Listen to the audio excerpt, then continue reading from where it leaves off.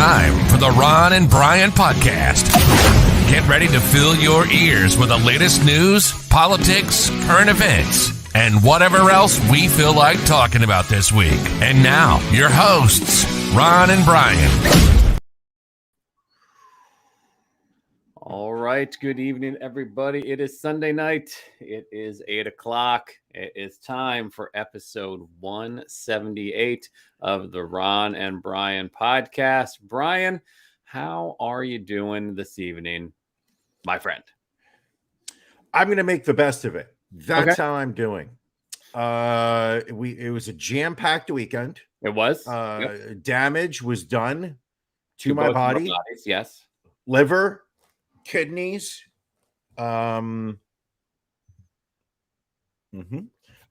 stomach, Yep. upper intestine, Yep. lower intestine, colon has not released what I did over the weekend, so that could be very dangerous. What's going to happen tomorrow? Anywho, we will get into it later on. But I am trying to summon the energy to be my best right now.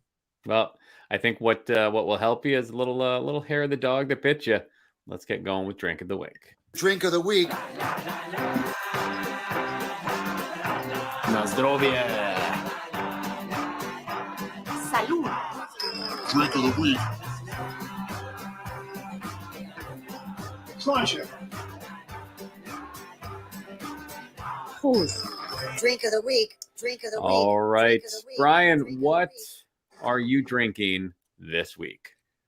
I'm drinking from our friends over at Jackalope Brewing. This is called Fenario IPA. And let me show you a little bit what this looks like. Look at that beauty. Wow. That is amber and orange. It's an amber. Ron, venture into the magical forest of Fenario, where floral and tangerine aromas from Simcoe, Centennial, and Amarillo hops delight your senses.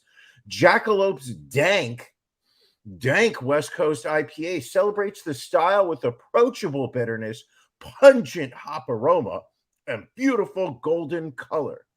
Named Fenario after the magical forest where direwolves live in the Grateful Dead song Direwolf, this IPA is coming in at 7.2%. Whoa, look out. How is that tasting, my friend? Bitter. Okay. I like the flavor of it, but then it hits me with that bitterness in the aftertaste that I'm not a huge fan of. I'm currently still working through my IPAs that I've got in my beer fridge. Obviously not to compete with your beer fridge. No. Nothing to Obviously. compete with your beer fridge. Obviously. Your beer fridge is larger than my regular refrigerator. You may have a point there. Anywho, that is my beer, Fenario IPA from our friends over at Jackalope. Ron, what are you working on? Going a new beer from an old friend, or a new drink, I should say, from an old friend. 12-5 beverage out of Wisconsin. I have featured some of the beverages from their Rebel hard coffee line previously. This is a new one I found. And Brian, I feel I know you pretty well. And I know you had concerns that basic bitch fall was over. Well, let me allay those fears, my friend, because tonight we've got a pumpkin spice latte hard coffee from 12-5 beverage. This is a malt beverage with natural flavors and 100% Arabica coffee. It is warm and spicy and clocking in at 5%. They recommend that you shake it up and you serve it over ice, which is exactly what I have done here. So let's have a sip and see how this is. It looks so fucking disgusting. I mean, it's not bad. It's pumpkin-y, it's spicy, it's got that coffee flavor. You might actually like this. I couldn't. I would never get past cracking the can open. Well, I mean, I will say, Brian, two things that we learned on Saturday. Number one, you drank a beer with pumpkin in it. And you Yeah. like, Oof. and you was good. also drank a beer with lactose in it. And I think you had, I think you went back a couple times for that one. So, Yeah, but that was a hold on. First, let me defend myself.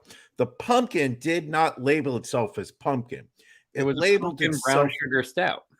All I saw was brown sugar stout. And in honor of the Rolling Stones song Brown Sugar, which is no longer being played by the band, I said I'm going with the brown sugar stout. Brown sugar. And then after I had sampled it was when you had informed me that there was pumpkin in there. Not my fault. Listen, you are responsible for what you put into your body, as many judges and courts of law have reminded you.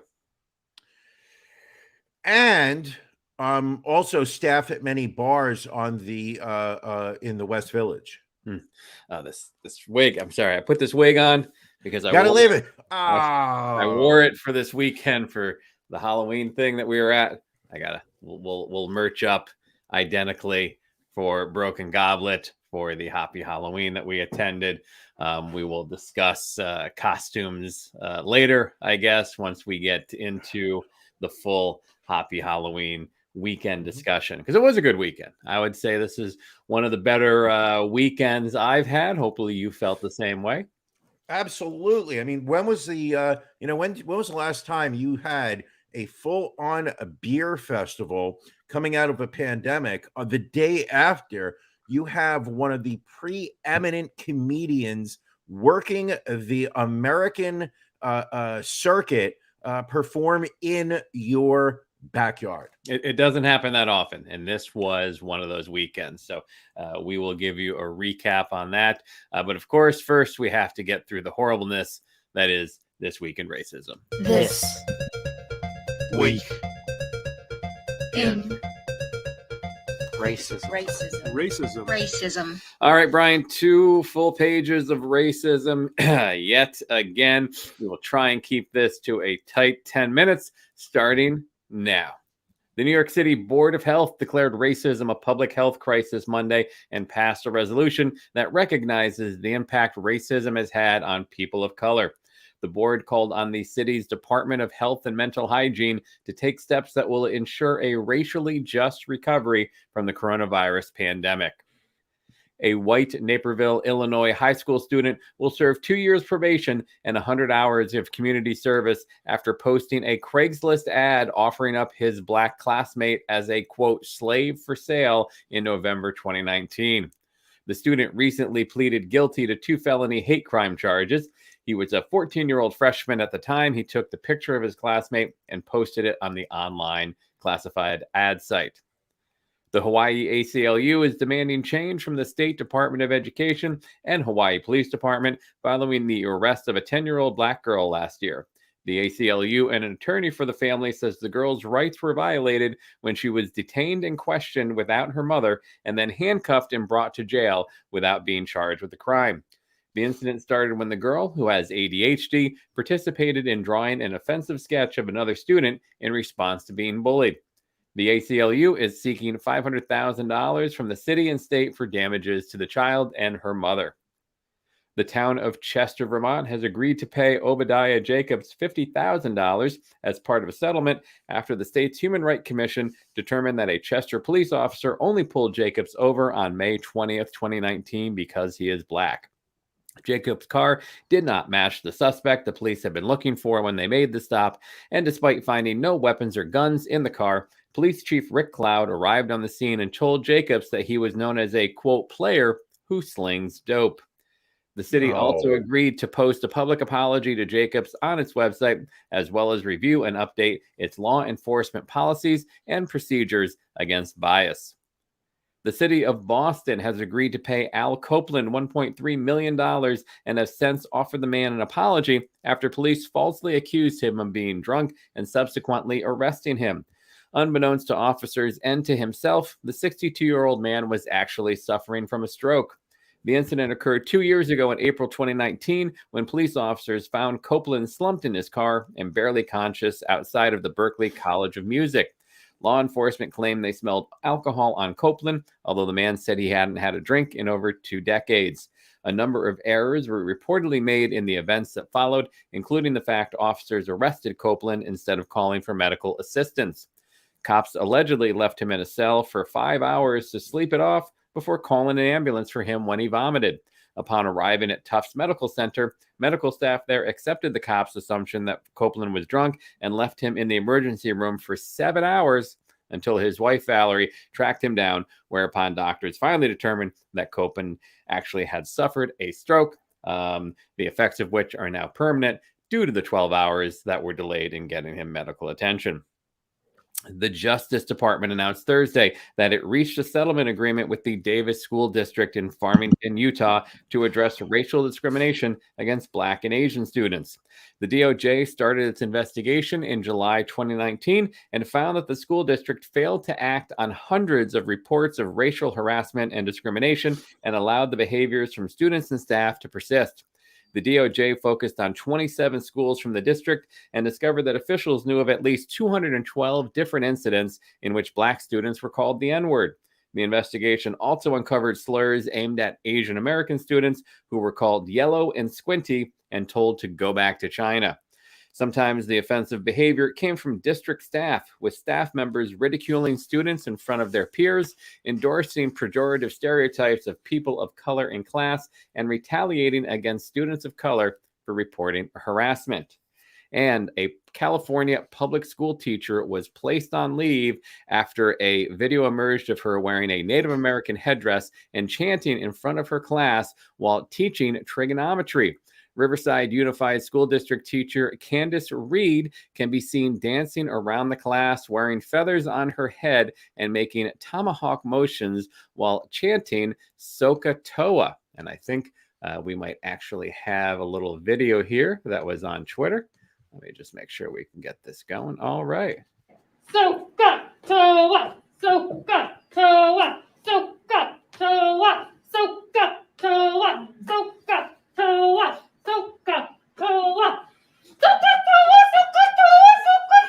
Soka-Toa, Soka-Toa, Soka-Toa,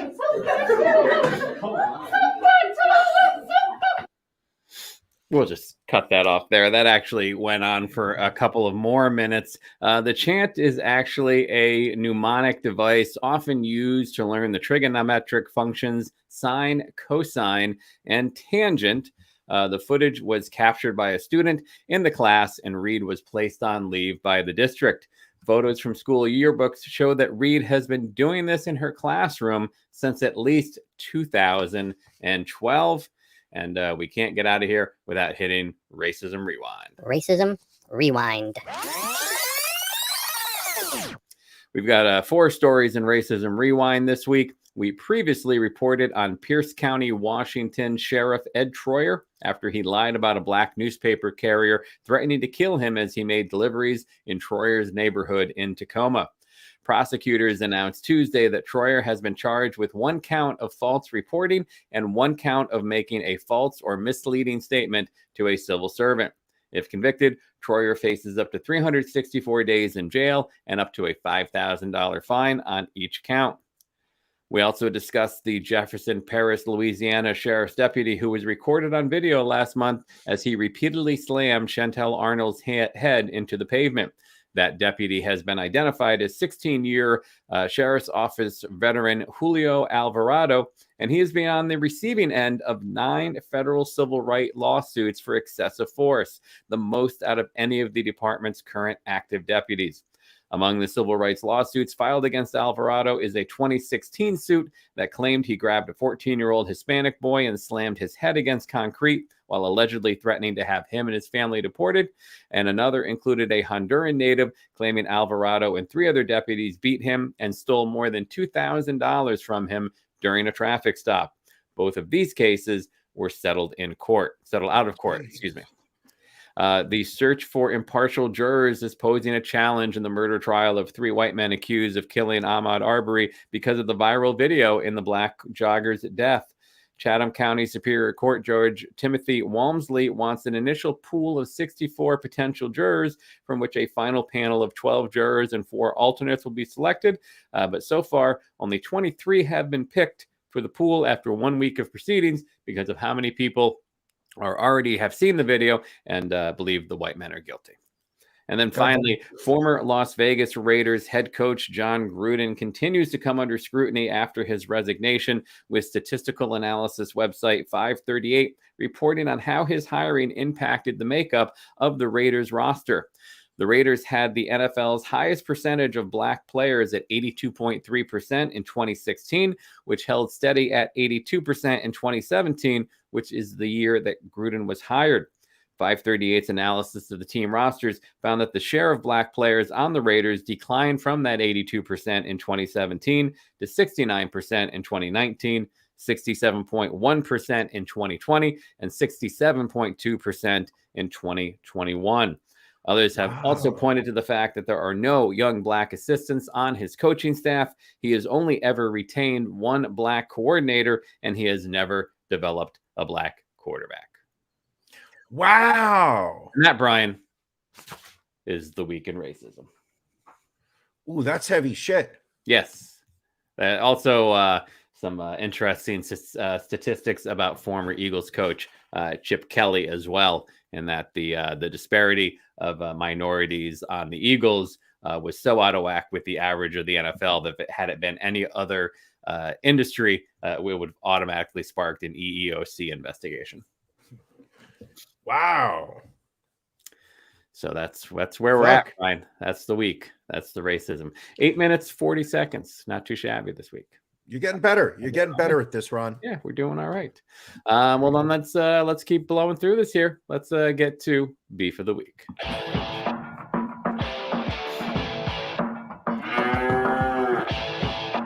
Ron and Brian's beef of the week.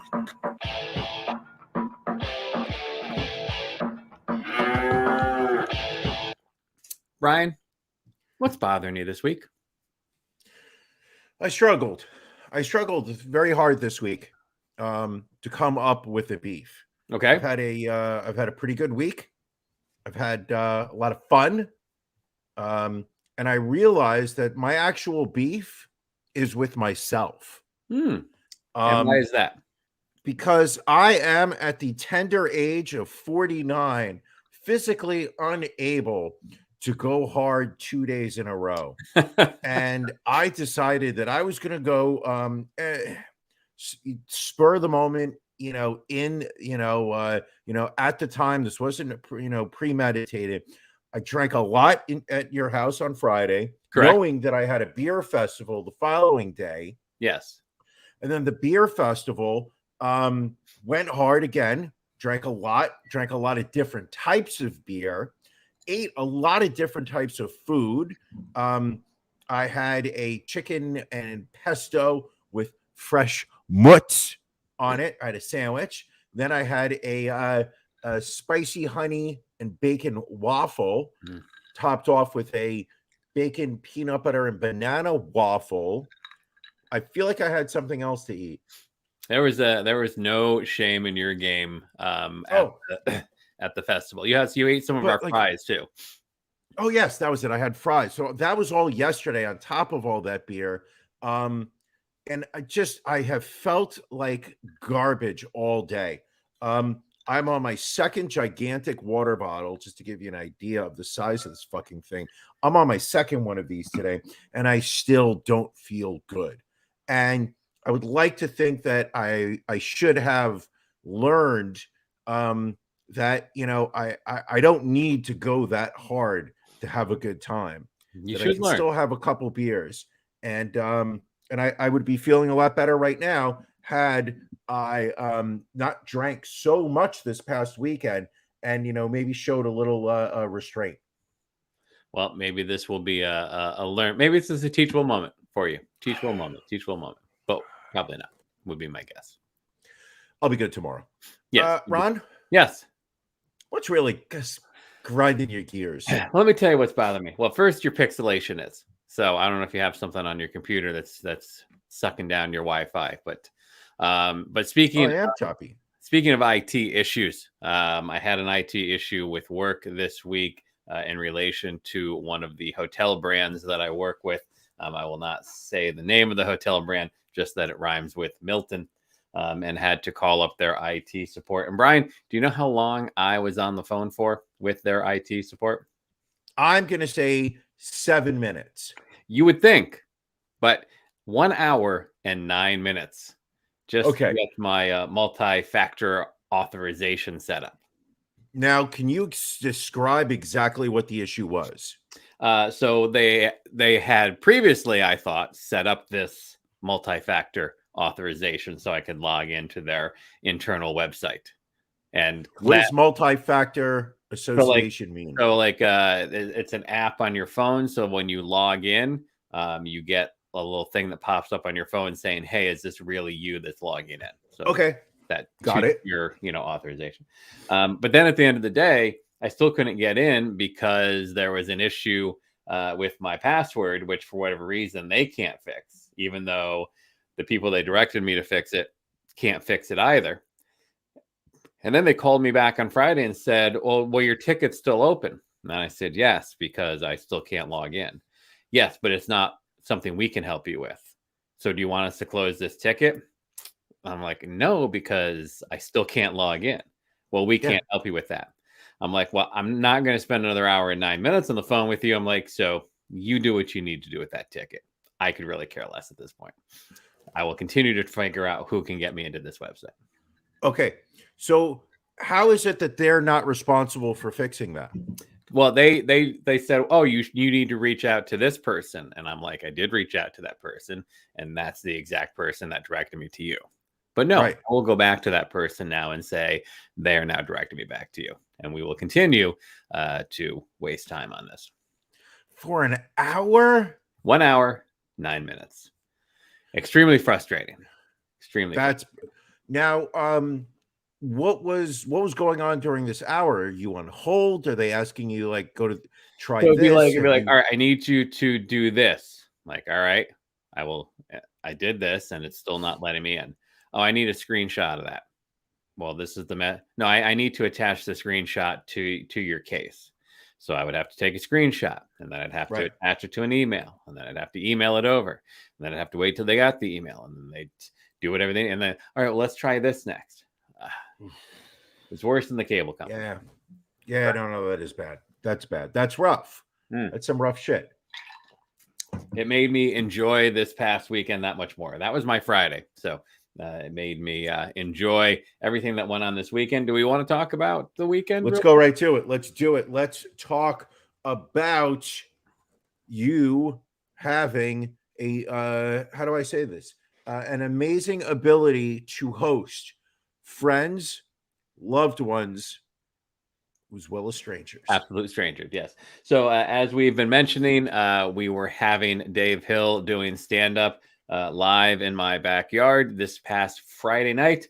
Dave Hill rolled in a couple hours before the show started, got his equipment set up. He brought a guitar, amp. We had gotten a sound system.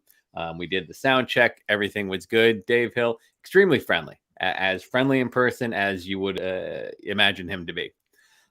We had some good food. We ordered some chicken and waffle bites from our local restaurant that we love. Had some cheese and crackers, some crudité, a lot of beers to drink. And we had sold tickets to the general public. So we ended up we had about 22 people in the backyard. That we did. And just a fun night. The weather was good. We had the fire pit going. And Dave Hill did a little over an hour set, right? Am I? And just a great time, great group of people. I think everybody had a good time. Everybody enjoyed themselves, and we would definitely do this again. Well, I think the amazing thing, from the way I was perceiving it as it was going on, was the fact that you had a lot of people that were showing up in pairs, couples, and yet by the end of the night, there were groups of 4, groups of 6 sitting around talking to each other. So, I don't want to sound didactic in saying that, friendships were made. Didactic. I'm pretty sure that's not the right use of didactic, but it sounded good. But it was, people would show up. This was a fully vaccinated event. So everybody that entered comfortably showed ID and proof of vaccination. And let's face it, you and your wife did an amazing job setting up the space so that it felt it felt welcome. It felt like a space where people could be comfortable in. You had chairs set up, you had tables, you had, like you mentioned earlier, you had a fire pit that was going. You had a VIP section for friends, families, and lovers, and it was just a great time. And as Billy mentioned, we had great security as well. Just top-notch security, keeping everything in line. And then we followed that up on Saturday by attending Hoppy Halloween 7 Beer Festival over in Bensalem with our good friends at Broken Goblet. Hoppy Halloween 6, of course, did not take place due to the pandemic. So we were very happy to get back there. Just an enjoyable time. A lot of people dressed in costumes, some costumes more successful than others, as often will be the case. But just a great beer selection, great food truck selection, some really great bands, topped off with the headlining by Unholy Water, a Type O negative cover band. Yes. Still have a little ringing in my ears from the music. It was a little loud. Oh, really? A little loud. Well, I'm getting older. A little loud. Maybe you should not be such a little bitch. Perhaps not. So I do need to call out my own costume because it did not turn out as well as one would have hoped. What? No. This turned out incredible. This was amazing. We were my wife had actually picked out these costumes a couple of years back. We didn't get to do it last year again because of the pandemic, but we were doing like the whole kind of pop art thing. So it required a little bit of makeup, for the face, which somewhat was supposed to look like this. Like this photo will give you an idea with the dots and the drawn in cheekbones and lines and things like that. So this is glamorous. I mean, like the lines on the face, just the accenting, the high cheekbones, just the beauty of the individual. I mean, any attempt at this would that was heighten the level of somebody of how it should have turned out. Sure. Instead, thanks to my good friend Brian, who has a great shot of this. This is more how it ended up being. Just absolutely horrifying. I'm still not 100 quite sure what the hell happened with the costume, but I will say this was we usually go hard on Halloween, and this I'm going to chalk up as a bit of a fail as far as the costumes go. The high point to me, one of the best things was at one point, and you said that your wife had done a lot of the makeup for you. At one point, you asked her what her logic was in drawing eyebrows above your actual eyebrows that they could be seen underneath. Jeez. I was like, you really could have just drawn in the actual eyebrows. I'm not quite sure why they're so high on my head. So, I mean, she did her best, and she looked fantastic. She looked amazing, which is why you guys, she's basically the female equivalent, but she pulled it off splendidly. Yes. Your wig that you were wearing earlier in the podcast and you're wearing here in this photo, I thought you were going for Boris Johnson, Prime Minister of England. I thought that's the look you were going for. I feel it wouldn't have been as horrible if I did not wear the wig in hindsight, but I'm not. It wouldn't have been that horrible, but it would not have stood out the way you wanted it. And and many people I'm sure were thinking it, but I didn't get asked till later in the night. Like someone was like, "What exactly are you supposed to be?" And I explained it to them, and they were like, "Huh." It's like, yes. I feel like that was your opportunity to say something different. Like, I'm the clown that molested me as a child. I am the one who owns the real Pizzagate basement. Yeah, like that was your opportunity. Do you want some pepperoni? So I'm just gonna take that picture down because that was bad. I mean, I can't deny it. That was it was not good. So we're thinking we're gonna have to come up with a new costume for the Halloween party we go to on Saturday night. Now, my question to you is: I heard a rumor on Twitter. Will you be signing color glossy 8x10s of that picture? That will be my headshot when we are able to finally perform live again at the podcast festivals.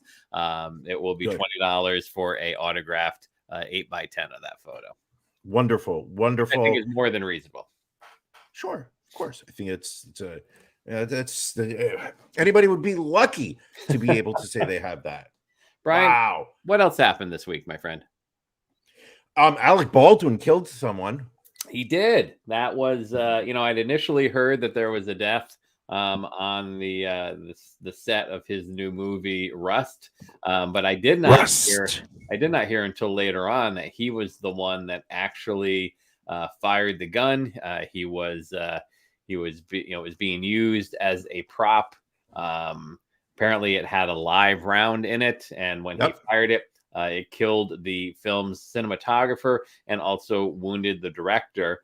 I guess the question that I have is why would you have live ammunition on the set to begin with? Like, what purpose does that actually serve? Like, if it is a film set, why would you even have that risk there? Well, I believe there's a lot of conflicting stories that are going on right now. I think clearly, the district attorney and the county of New Mexico is asking a lot of the important questions, trying to determine if there is any criminal liability in what took place here. Reading the articles that I have over the past few days, what seems to be a consensus is that when they are filming movies, TV shows, whatnot, there is no such thing as a prop gun. To make things look authentic, they are using real guns that have the ability to show live ammunition. But what happens is that there is an armorer whose responsibility it is to separate the live ammunition to ensure that never gets used on set and only fake ammunition. So what happens is there's an actual bullet that is placed inside the gun so that it actually looks as authentic as possible. So you do get the flare from the gunpowder being ignited. You do get a projectile, but instead of a metal bullet, it is usually a small piece of wax, so that you see the ejection of the shell or whatnot. You see the smoke coming off of it. So they want it to look as real as possible. Now, there are some conflicting stories here. Some say that several members of the crew quit the day that this took place, or the day before it took place, because they felt that unsafe practices were going on this set. There are other rumors that seem to be circulating that the members of the crew of this movie were using the guns with live ammunition off the set. So they were taking these guns and using them with real ammunition, live ammunition for target practice, and then bringing the weapons back to the set for later use. And what happened there, the theory right now is that in that process, live ammunition was mixed in with the fake ammunition. However, it still does not answer the situation here of why was Alec Baldwin, and obviously I don't believe there's anybody accusing him of doing this premeditated, but why was he aiming a gun at another member of the crew while apparently they were going through some type of, this wasn't a live shot, this was him practicing the aiming and pointing of the gun. So if he's aiming and pointing, doesn't common sense say don't aim it at someone? You would think. I mean, and why even, why fire it as well? If it's even Well, if it's did you watch The Godfather? No, If you remember, no. Tell me you saw The Godfather. I haven't seen The Godfather all the way through.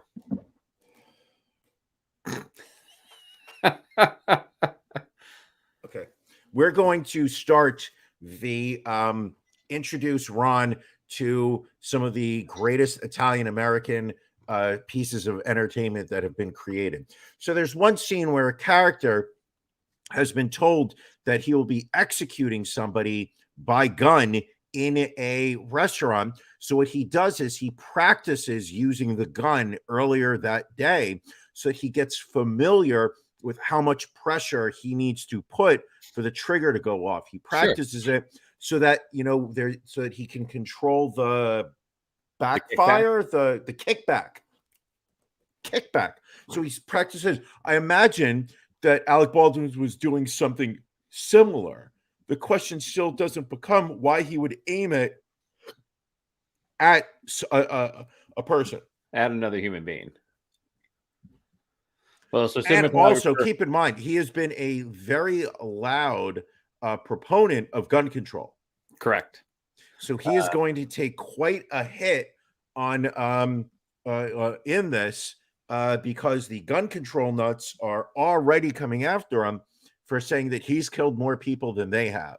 Well, and he's trying to take away their gun. The right wing portion of social media has also started to mock him as well. Sure. Completely ignoring the fact that a young woman died, leaving behind a husband and child.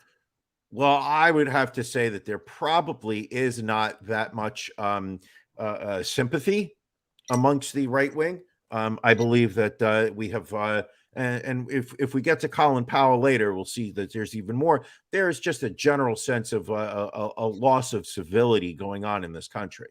Correct. Just ongoing, worse and worse, it seems. What do we have? That's my understanding of Alec Baldwin's situation right now. Well, I think you have educated me, not just me, but you've educated the public as well. So thank you for that. We also have updates on booster shots, which was, obviously very important as well. We did run the vaccinated only show with Dave Hill. So everyone that was there was vaccinated, had received, 2 shots of the good vaccines, 1 shot of J&J, some folks, and some there had already had their booster shots or had booster shots scheduled. But now it seems like the FDA is going to allow kind of mixing and matching. So if you say started off with a J&J vaccine, you could get a Moderna booster. If you were a Moderna person and wanted to downgrade and get a Pfizer booster, you could do that as well. But regardless, it is kind of clearing the way for people that can have issues, finding specific vaccines in their area to get a shot, regardless of what their initial vaccine was. Why would somebody go out right now? And I am pro-vaccine. I believe these things I have proven mathematically, data-wise, that they are inherently safe, that they are not killing people, not making them sick in the large swaths of the millions of people who have received them. But I cannot figure for the life of me why somebody would go out looking for a booster shot right now and get Johnson & Johnson.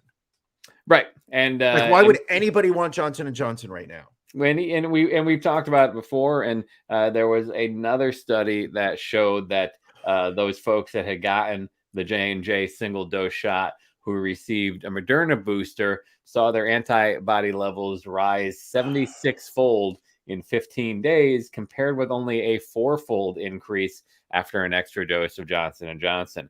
To your point, people wondered why they were getting brown wristbands on Friday, and we eventually had to let them in.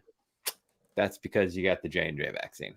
But that was a genius idea that you had, which was let's hand out wristbands so that people could leave the property and re-enter. And let's use 3 different colors of wristbands based on the color that the person would get would be determined by the type of vaccine they had. That was a genius call on your part, Ron. The individuals who had the Johnson & Johnson, as you mentioned, received a brown wristband. Those who had the Pfizer vaccine reported they received a silver for the silver standard. And those who were going to be handed a gold wristband were the recipients of Moderna. And they were blessed. They were blessed. The gold standard. Sorry, am I slacking over here again? Listen, we're both slacking.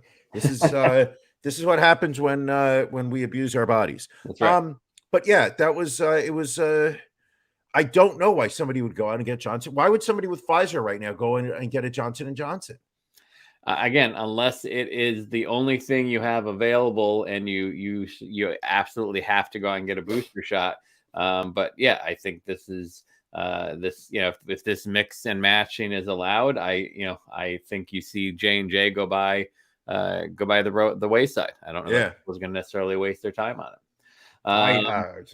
Speaking of vaccinations, burger chain In-N-Out Burger slammed San Francisco's vaccine mandate after one of its stores was temporarily closed by city officials because apparently employees were not preventing the entry of customers who were not carrying proper vaccination documentation.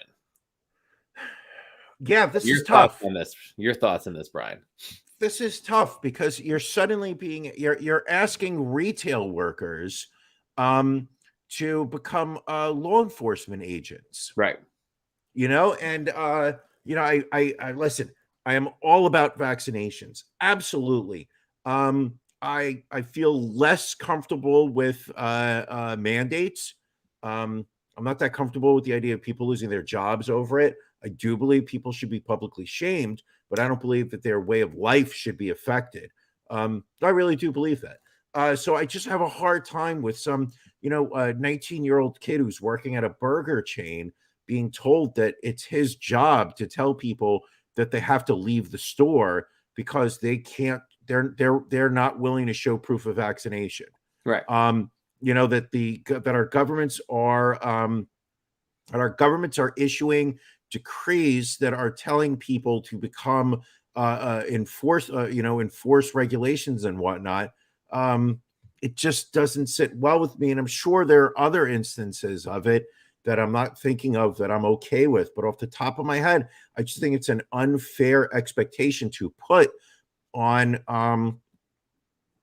people working retail, to tell them that it's their job to reject customers, especially during these difficult times when so many stores and restaurants, especially the restaurant industry, has been hit so hard last year with COVID and whatnot, that to tell them that now they have to start turning away the paying public just doesn't sit well. No, and I would, it'd be one thing if they provided some sort of, proper training or even proper support or backup, but I'm sure that the city has not done that. So the resolution that In-N-Out Burger came up with was to reopen the location, but to no longer allow indoor dining. So that way they don't need to worry about the vaccine mandate in the city.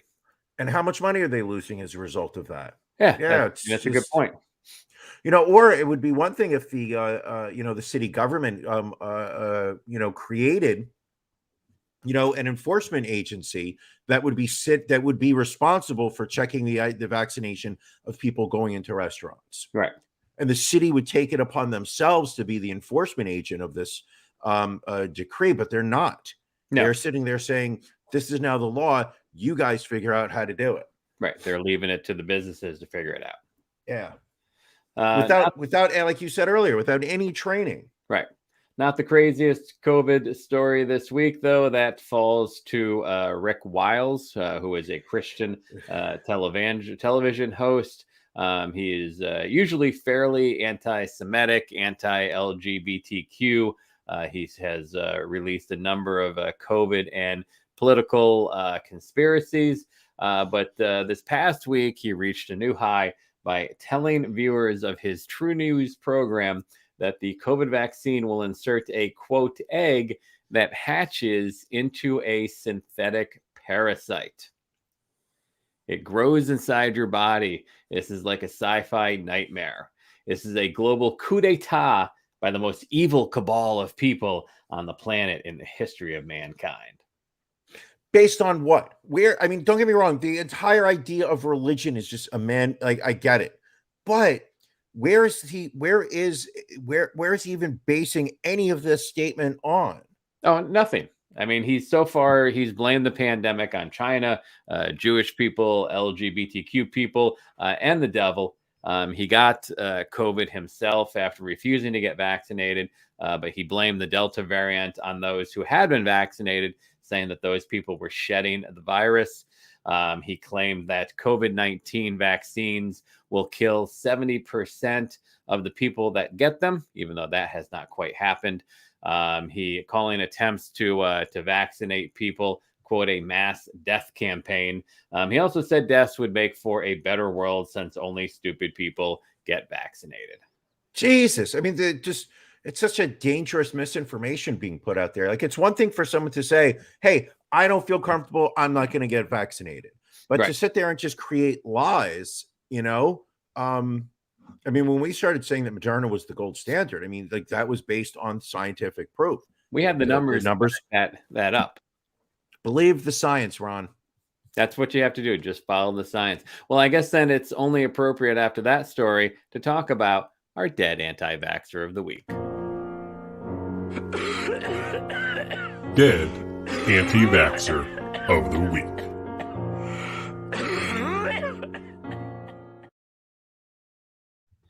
So, Brian, I have to ask you, who is your dead anti-vaxxer of the week? Ron, do you have a photo of Mr. John Schuck? I believe so. He is what I would refer to as lovely man. He is what I would refer to as a modern day Renaissance man. He was a radio host. He was a minister. He was a librarian. He was an anti-vaxxer. And now, after October 21st, he is also dead. John Schuck, resident of Glendive, Montana, was a complex individual, quite an enigma. He believed that religion was a human construct, despite being a minister, believed that Jesus was merely a legend, God is a symbol, and the Bible is a human document, and there is no afterlife. He was also a staunch supporter of the LGBT community and supported their membership in his church. He was also a strong supporter of the Muslim faith and made multiple trips to Iraq. However, he also seems to have gone off the deep end. He was a huge 9/11 conspiracy theorist, and then this fed into his stance on the COVID situation, which he believed was another government manufactured crisis in order to gain control of the masses. He felt that it was a psychological operation, posted on social media in dozens of posts about how the government was bringing the world to an end, and it blamed it on China. In other posts, he said that Israel was the responsible for 9/11. Pretty crazy stuff. Unfortunately, one of the things he did not think was crazy was the idea of rejecting the vaccine as such. He went out and I'm sure, while being safe, he contracted COVID and passed away earlier this month. Ron, my dead anti-vaxxer is John Schuck, 60 years old. Leaves a wife. Very sad to see. Very sad to see. I too, Brian, I think I bring a pretty good candidate to the table. I bring both Russ and Shelley Dizdar, but we're only going to focus on Russ because he has the one that passed away this past week from COVID. He was an evangelistic end times pastor who consistently talked about the coming of the Antichrist and the ongoing battle between Satan's warriors and God's warriors. He was a satanic ritual abuse investigator, and also spread around a number of QAnon type theories as well as anti-vaccine theories. He was anti-Fauci. He referred to the vaccine as biovirus warfare, that the implant of the vaccine would give you a microchip. It would give you a mark of the beast. It was Google patented. Just, if you look through his social media, just post after post of crap. And surprisingly, dying of COVID, and his wife, Shelley, still in the hospital fighting the COVID battle. Of course, all of his friends and followers are starting to put together conspiracy theories, such as it seems like prophecy teachers are being targeted, that someone who was a friend of the family administered, quote, vitamins and minerals, but then suggesting that maybe that person killed them. So just some crazy conspiracy theories going on. And yet, again, more dead anti-vaxxers of the week. Dead Anti-Vaxxer of the Week.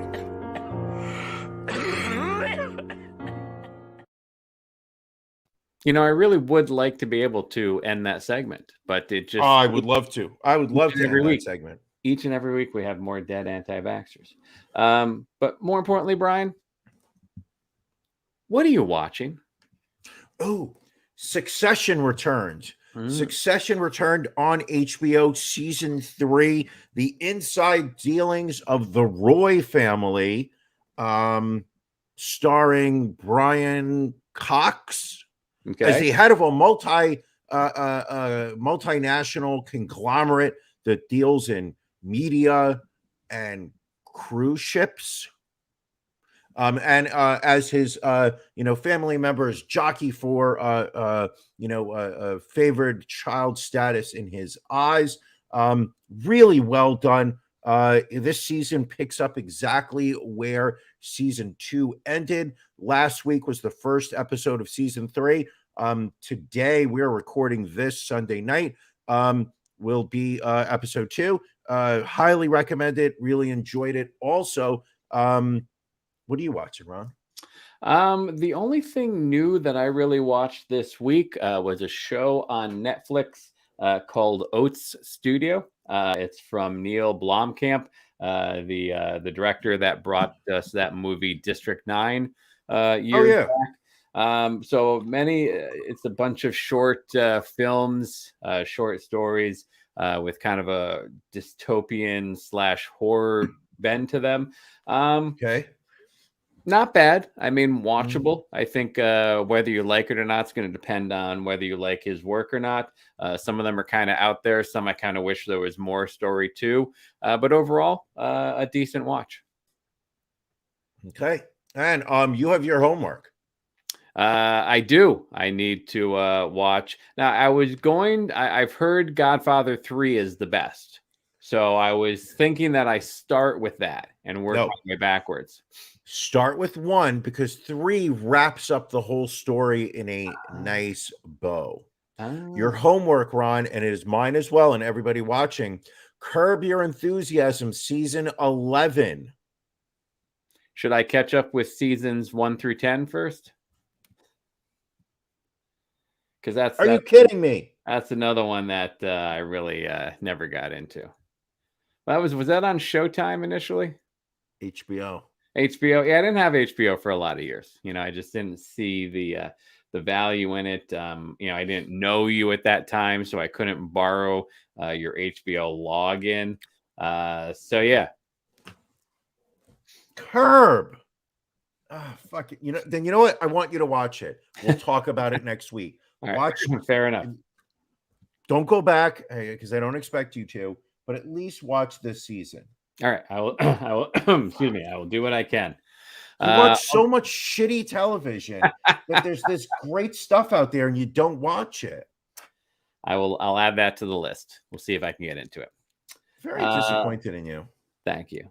Last week, Brian, Lyft released its first ever safety report detailing the prevalence of fatal crashes, physical violence, and sexual assaults and other incidents from 2017 through the end of 2019. The report shows that more than 1,800 people were sexually assaulted during Lyft rides in 2019 alone, a 64% increase from assaults in 2017.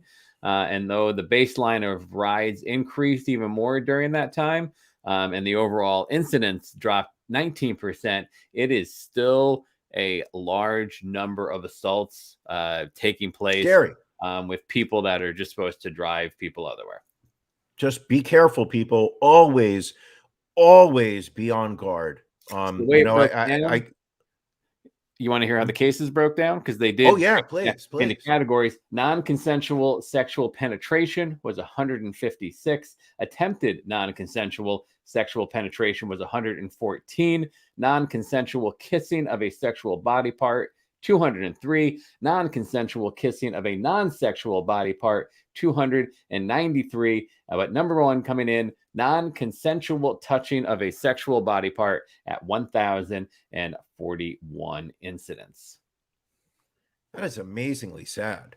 Now, what would be interesting to see is there are so many drivers that drive for Uber and Lyft. I wonder what the crossover is. Like, is it specific to people that really just drive Lyft and that, like Uber manages to weed these people out, or are these drivers that manage to get through the background checks of both companies? We'll never know. We won't. Unfortunately, we It's won't. just sad. Just be careful, people. And what's the shame is that a lot of people are using these, when as a way to get home after a night out of drinking. Right. That's it's sadly it's when people are at their most vulnerable, when those people that are the predators look to attack. You know what else is sad, Brian? That there are people out there who did not wager on your NFL locks of the week last week. I mean, I have to give you credit, my friend. Perfect again. You looked at Green Bay giving 7.5 points to Washington. You're like, it's not going to be close. Sure enough, Green Bay wins 24-10. Carolina Panthers were a 3-point road favorite going into the Meadowlands to play the Giants today. You were like, you know what? I feel this is a week the Giants are going to shock the world. Sure enough, Giants win outright 25-3, keeping you perfect on the season. How do you do it, my friend? I do it by watching you, because you looked at your picks and you said these are so easy. You saw the Raiders laying 2.5 over the Eagles. Living in Philly, you knew exactly what the state of the Philadelphia Eagles were. You said Raiders, they're easily going to cover this one. Then in the Sunday night game, 49ers laying 5 over the Colts. Not even close. Ron, again on the winning side. Ron, you went 2-0 this week. How do you do it? I just, I keep my head in the game, Brian, and that is key. More importantly, Brian, who are you picking for next week? My picks this week, week 8, Falcons -1 over the Panthers. Panthers look terrible against the Giants. They do it again against the Falcons. Also, the Jets may be one of the worst teams that has ever taken the field. They are getting only 4 points against the Cincinnati Bengals, unless there's something going on that I can't figure out. Bengals -4 is the obvious call. Ron? All right. This upcoming weekend, Seattle has Jacksonville coming to town. Seattle only a 3-point favorite at home against the Jags. That seems like a crazy low line, so I'm taking Seattle -3. And then the Dolphins going on the road, going up to Buffalo. Buffalo, an 11-point home favorite. I think this game gets ugly early, and Buffalo just blows them out. Take Buffalo minus the points. Okay. And those are the NFL locks of the week.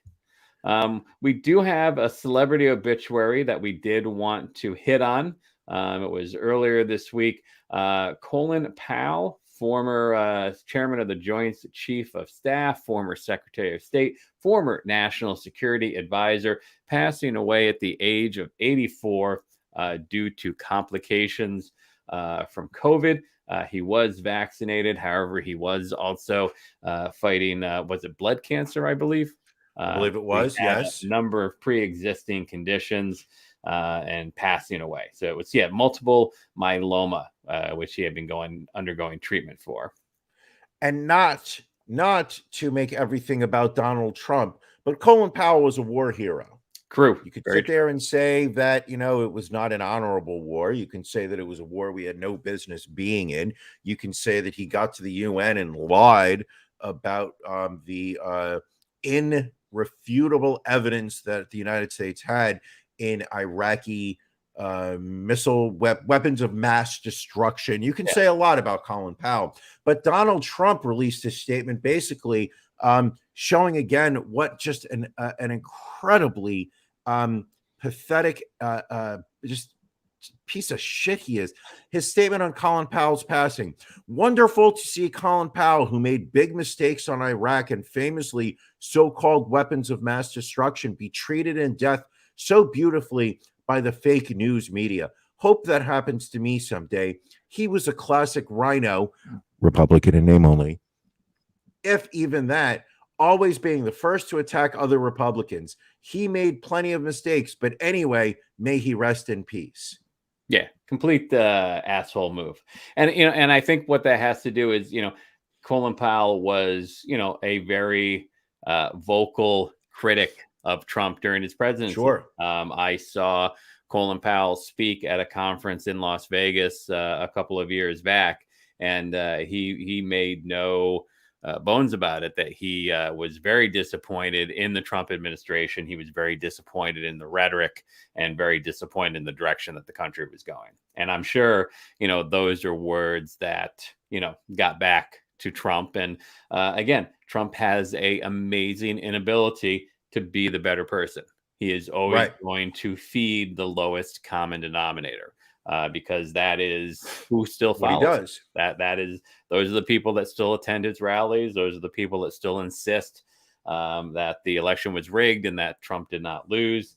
And again, he is also very successful in keeping his name in the news cycle. And he knew that something like this would keep him on the news cycle in both liberal and conservative venues. One to celebrate and one for outrage. So he is a master media manipulator. He gets more free press coverage than any other individual I can think of in recent history. Yeah, fuck him. Fuck him hard. What else do we got this week, Brian? Well, I just want to say we've never really touched on the Gabby Petito, Brian Laundrie situation. But what I do find amazing is that during that manhunt to find Brian Laundrie, which apparently they did find his remains this past week, authorities found, I believe it's up to 9 bodies of missing persons down in Florida. That on top of all of the bodies they found out in, what was it, Wyoming, in looking for Gabby Petito. So my question is how many just random dead bodies are lying across this country right now? Like, it's just, I would say a lot. People die. People go missing. Listen, let's think of it this way. Every time somebody goes missing, their body is somewhere. No, I understand that. But it's like, I would think it's tough to just, either people are getting rid of dead bodies. It seems like a lot of the bodies that are being found, are people that were abducted by others. And how in this day and age is it still so easy to dispose of bodies and not have them be found? I wish I could tell you. I don't hide bodies. It's not my thing. You know what? I don't know if I believe you. I think maybe you are the devil I'm describing. I don't know. That's hurtful. Sorry. My bad. That's really hurtful. And I wish you didn't talk like that about me. All right. I'll do my best. I will do my best. Anything else, Brian, or should we go get ready for After Dark? We've got a hot After Dark lined up, and I think we should be focusing on that. All right. Just a reminder, if you are not a member of our Patreon, go to ronandbrianpodcast.com. Click on the link to become a patron. You can join. You can go live with us at the bottom of the hour. Next week, we are doing some special times since the podcast does fall on Halloween. We are recording at, what do we say, noon we're going to record? Yeah. But it will still broadcast live at 8 o'clock on Sunday night. But if you do want to be part of the live recording, reach out to us. We can send you the link to make you part of that. And then the After Dark will be taking place at 1:30. And again, since this is the last Sunday of the month, it will be our After Dark pajama party. A little early for pajamas, but you can always change back into regular clothes once the pajama party is done. But as always, it's a good time. Is there another Can You Beat Ron competition coming up next week? We will have a Can You Beat Ron? I think we're going to talk about that during the Patreon that we're going to do in about a half an hour. All right, fantastic. Anything else, or are we good to close out this episode? I think we're good to close it out. All right, so Patreon folks, we will see you shortly. Everyone else, we will see you next week. Thank you for joining us on the Ron and Brian podcast. We're live each week on YouTube, Facebook, and Twitch. You can find prior episodes, links to our social media, and everything else Ron and Brian at ronandbrianpodcast.com. See you again